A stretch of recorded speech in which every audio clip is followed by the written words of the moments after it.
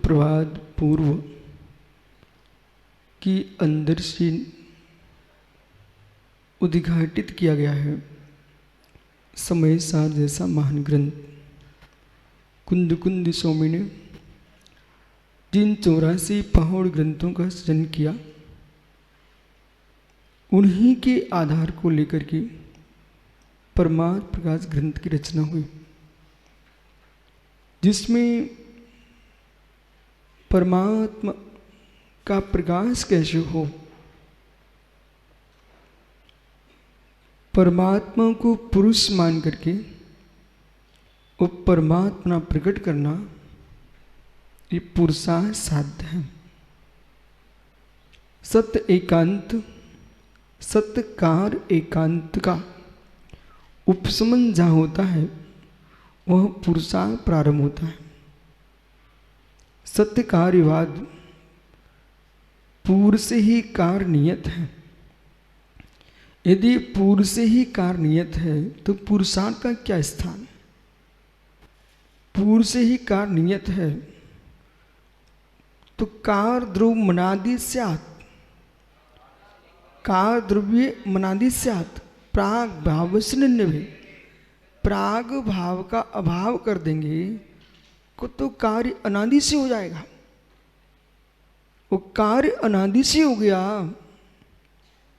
तो फिर घट ही कहलाएगा, घट ही कहलाएगा, मृत पिंड नहीं होगा, मृत पिंड नहीं होगा। मिट्टी के पिंड का वह हुए बिना घट की उत्पत्ति नहीं हो सकती। अब प्राग भाव, पूर्व में वर्तमान की पर्याय का अभाव, पूर्व में वर्तमान की पर्याय का अभाव, तो पूर्व में वर्तमान की पर्याय का अभाव नहीं हुआ होता तो आज मेरा वर्तमान क्या होता? वो अनंतता को प्राप्त होगा। यदि प्रध्वंसा भाव का अभाव हो गया तो वस्तु अनंत बने को प्राप्त होगी, फिर कभी किसी की मृत्यु ही नहीं होगी, किसी का क्षय ही नहीं होगा। इसलिए प्राग भाव ने कहा वस्तु में कार्य होने की योग्यता है पर कार्य अनादि नहीं है। वस्तु में कार्य होने की योग्यता है पर कार्य अनादि नहीं है। वस्तु में कार्य को समाप्त होने की योग्यता भी है, कार्य अनंत नहीं है। आदि और अनंत, अनादि अनंत यदि हो गया, अनादि अनंत हो गया तो नित्य कूटस्थ हो जाएगा। अनादि अनंत हो गया तो नित्य कूटस्थ हो जाएगा, और नित्य कूटस्थ हो जाएगा तो क्रिया कारक का अभाव हो जाएगा, अर्थ क्रिया कारत्व का अभाव हो जाएगा। जब अर्थ क्रिया कारत्व का हो जाएगा वहां पर वस्तु का ही अभाव हो जाएगा। इसलिए मिट्टी में घट बनने की योग्यता है एक विषय, मिट्टी में घट है दूसरा विषय। मिट्टी में घट बनने की योग्यता है स्वीकार है, पर मिट्टी में घट है ये शब्द कहने में ही अच्छा लगेगा पर है नहीं है। मेरी आत्मा परमात्मा बनने की क्षमता रखती है कि मेरी आत्मा परमात्मा है। कौन सही है? महात्मा जी दोनों ठीक नहीं है। प्रणव सागर जी, संसार की आत्मा, संसारी आत्मा परमात्मा तत्व की शक्ति रूप है कि अस्थि रूप है? जो संसारी आत्मा है वो शक्ति रूप परमात्मा है कि अस्थि रूप परमात्मा है? हाँ, वो अपेक्षा बोलना जिससे अस्थि रूप है। हाँ, ये अस्थि रूप है। कर्मोपाधि निरपेक्ष द्रव्यार्थिक नैस की दृष्टि से आप कथन कर रहे हो, और नए से तुम कर्म निरपेक्ष कथन कर रहे हो। इसका मतलब ही ये कि आप कर्म को गौण करके देख रहे हो, अभाव करके नहीं देख रहे हो। परमात्मा जो होता है दोषी जी, जो कर्मों से रहित है, वो सिद्ध परमात्मा है। एक भी कर्म नहीं है, और सिद्ध परमात्मा हमारे सामने नहीं होगा, न साधना करते होगा न उपासना करते होगा। अपनी डायरी पर नोट कर लेना, जो भगवान होगा वो साधक नहीं होगा, आराधक भी नहीं होगा। जो भगवान होगा वो साधक भी नहीं होगा, आराधक भी नहीं होगा। परमात्मा साधक नहीं होता, परमात्मा आराधक नहीं होता है, परमात्मा साध्य होता है। सुनिए पुणे, परमात्मा सिद्ध परमात्मा, सिद्ध परमात्मा साधक है कि आराधक? न साधक है न आराधक है। साधक आप श्रवण हो, आप क्या हो? साधक हो। ये श्रावक आराधक हैं, ये आराधना कर रहे पंच परमेष्टि की, आप पंच परमेष्टि की साधना कर रहे हो। परंतु जो परमात्मा है वो किसी की आराधना भी नहीं करता, साधना भी नहीं करता है। आराधना साधना का फल परमात्मा है। आज वही व्याख्या है, मैं परमात्मा हूं, मैं परमात्मा हूं। बहुत अच्छी बात है, आप परमात्मा हो। मैं परमात्मा हूं, हे ज्ञानी, मैं परमात्मा हूं, एक द्रव्य दृष्टि का चिंतन है। मैं परमात्मा हूं, ये प्रशस्त अध्यवसाय भाव है। मैं परमात्मा हूं, अपनी शक्ति का बोध है। मैं परमात्मा हूं, मैं परमात्मा हूं, अपनी विकारी भावों से भिन्नत्व का वेदन है। अविकारी हूं, परमात्म स्वरूपोहम, परमात्म स्वरूपोहम, विकारी रहितोहम, परमात्म स्वरूपोहम। जो ऐसा हम कथन कर रहे हैं, द्रव्यानुयोग से, द्रव्यानुयोग से, आत्मप्रभात पूर्व से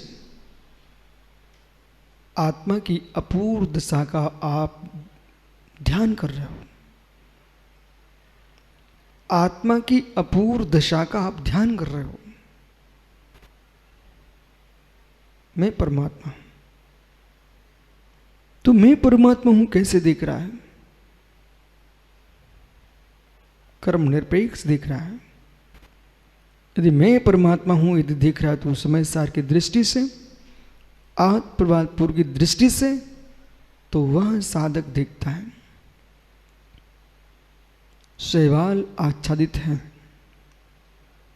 आंखों से तालाब में, सरोवर में काई दिख रही है, पर ध्याता देख रहा है काई के नीचे, काई के नीचे पानी स्वच्छ है। ऐसे ही मैं कर्मों से आच्छादित हूं। इस कर्म, द्रव्य कर्म, भाव कर्म, नो कर्म, काय युग के अंदर निष्कसाई भगवान आत्मा है। ऐसा अपने स्वरूप को देख रहा है, तब वो कहता है ना, कृष्णम शुक्लम हीनम न दीनम चिदानंदी रूपम नमो वीतरागम। न मैं कृष्ण हूं, न मैं शुक्ल हूं, न हीन हूं, न दीन हूं, मैं चिदानंदमयी चैतन्य भगवान आत्मा। ऐसा ज्ञाता जान रहा है, तो उसके सामने कोई संबंध नहीं होंगे, कोई भेद नहीं होगा, कोई देह नहीं होगी। अशरीरी भगवान आत्मा को भी देगा भावांतरच्छ दे, पर भावों से अपने को अत्यंत भिन्न भेद रहा है, इस साधक की आध्यात्मिक साधना है। इस साधक की आध्यात्मिक साधना है,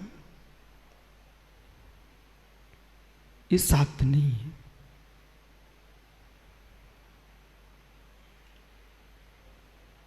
ऐसा श्रमण अहर्निश दिन रात जब चिंतन करेगा, तब कहीं जीव शुद्ध उपयोग का आश्रय प्राप्त कर सकेगा। मल रहियो नाणमयो निवसी जारसियो शुद्धो तारसियो देयत्तो परमो ब्रह्मो मुड़ियब्बा। मल से रहित ज्ञानमयी जैसा परमात्मा सिद्ध शिला पर विराजता है, वैसा देह देवालय में विराजा है, वो मेरा शंभु है, परमात्मा।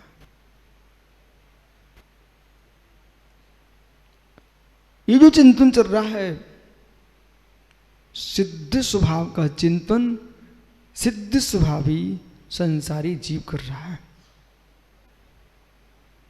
ये चिंतन चल रहा है सिद्ध स्वभाव का चिंतन संसारी साधक जीव कर रहा है। जो सिद्ध हो चुका है, उसके चित्त का ही अभाव है, चिंतन का ही अभाव है। वहां कोई चित्त नहीं है, कोई चिंतन नहीं है, चित्त ब्रह्म है। चित्त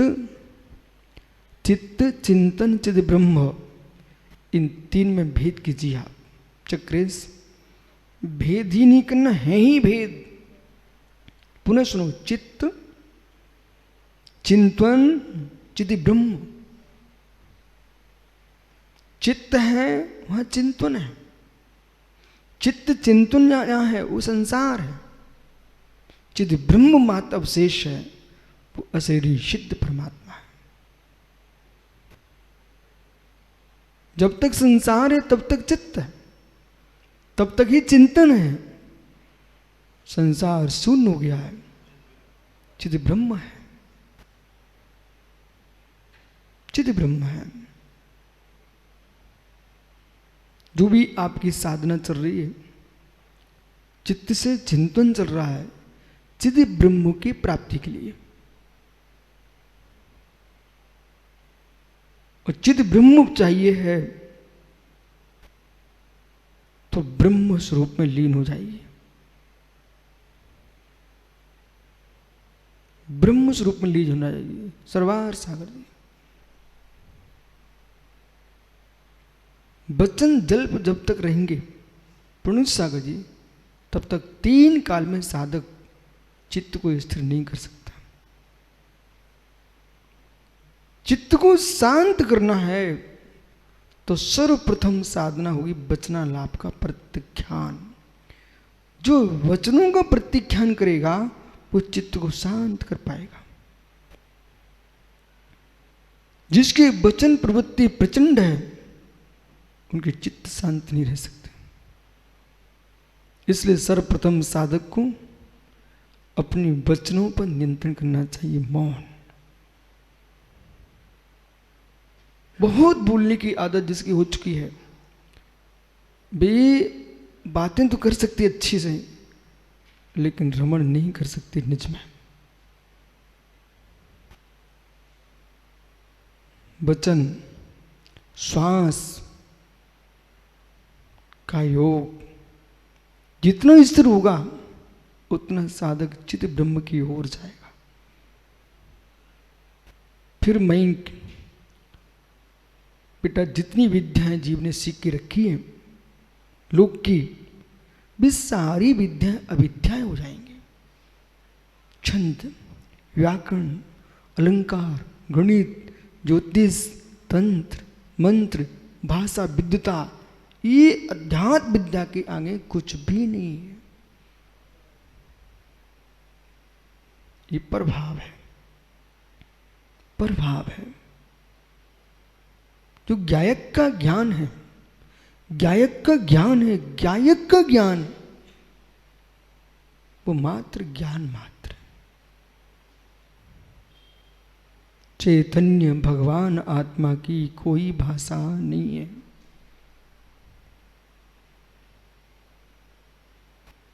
व्यवहार अर्थ को समझने के लिए, व्यवहार आगम को समझने के लिए, शब्द ब्रह्म को समझने के लिए चक्रेश भाषा का प्रयोग है। शब्द ब्रह्म को समझने के लिए भाषा का प्रयोग है। चिद ब्रह्म समझने के लिए कोई भाषा की आवश्यकता नहीं। चिद ब्रह्म की उपलब्धि भूलना भाषा से नहीं होगी, भावों की विशुद्धि से होगी।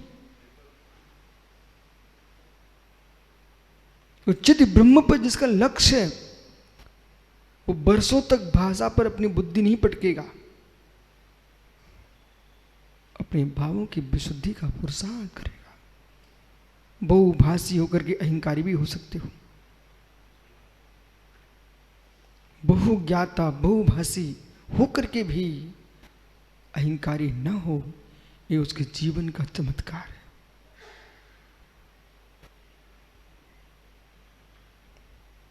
ज्ञानियों, पूर्व पुण्य के नियोग से दोषी जी बहुत संपत्ति मिल जाए, पूर्व पुण्य के नियोग से कोई साधु को बहुत ज्ञान हो जाए, पूर्व पुण्य के नियोग से बहुत यश फैल जाए, इन यशवानों को, ज्ञानवानों को, धनवानों को एक स्थान पर तटस्थ बैठ जाना चाहिए और ये निहारना चाहिए कोई पुण्य का द्रव्य है, कमाने से इतना मिल नहीं सकता, कमाते तो बहुत लोग हैं।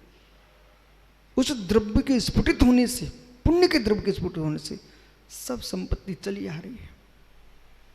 कोई पुण्य का नियोग है, ज्ञान प्राप्ति के लिए हर व्यक्ति पुरुषार्थ करता है, सबके सामने वही शास्त्र है, कोई अलग नहीं है, फिर भी ज्ञानी नहीं हो पा रहा है, कोई अलग शक्ति है। हर व्यक्ति चाहता है कि विश्व में जहां कुछ हो मेरा ही नाम लिखा मिले।